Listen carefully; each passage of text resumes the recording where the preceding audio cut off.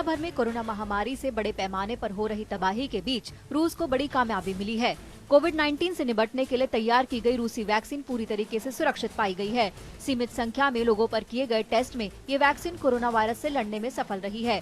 Medical journal Lancet ने रूस के कई वैज्ञानिकों के परीक्षणों के आधार पर एक रिपोर्ट छापी है, जिसमें कहा गया है कि शुरुआत में 76 लोगों पर रूसी वैक्सीन का टेस्ट किया गया, जो कि पूरी तरह सफल रहा। साथ ही रिपोर्ट में कहा गया कि वैक्सीन की खुराक देने के बाद 42 दिनों तक इन लोगों पर नजर रखी गई। इस दौरान किसी को भी कोई परेशानी नहीं हुई, बल्कि 21 दिन के भीतर ही लोगों में एंटीबॉडीज पैदा हो गए।